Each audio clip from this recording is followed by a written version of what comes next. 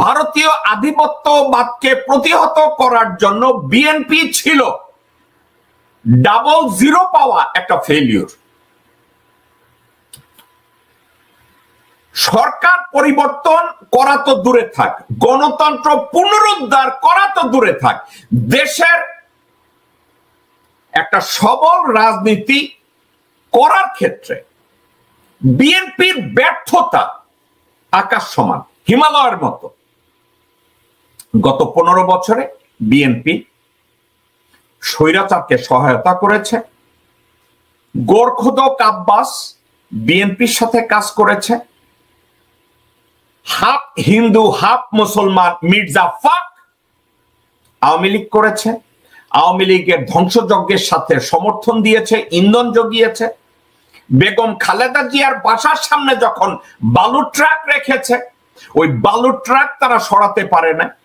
বেগম জিয়াকে অন্যায়ভাবে যখন হাজতে পাঠিয়েছে, সেখানে তারা বেগম জিয়ার জন্য সারা দেশে একটা হরতাল করতে পারে নাই।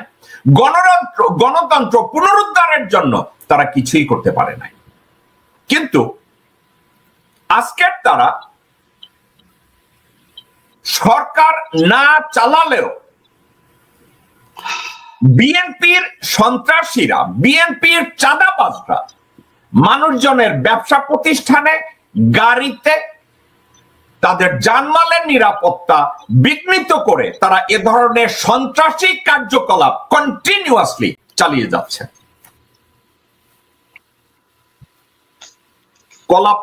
কলাপাড়া হলো পটুয়াখালী জেলার সর্বশেষ একটা উপজেলার নাম কলাপাড়া। এই কলাপাড়ায় বিএনপির সেন্ট্রাল কমিটি থেকে শুরু করে আপনি চিন্তা করে দেখেন, কলাপাড়া বিএনপির সাংগঠনিক সম্পাদক কামরুজ্জামান কাজল তালুকদার, সাধারণ সম্পাদক ফিরোজ তালুকদার, বশির মৃধা, হানিফ মেম্বার এবং বিএনপি সেন্ট্রাল কমিটির মোশাররফ হোসেন এবং স্বেচ্ছাসেবক দলের আমিনুল ইসলাম মহসিন এর সাথে জড়িত। মজার কথা, বিএনপি কিন্তু এখনো সরকার গঠন করে নাই। বিএনপি কিন্তু জনগণের ম্যান্ডেট নেয় নাই। বিএনপি বলে নির্বাচন হলে তারাই হবে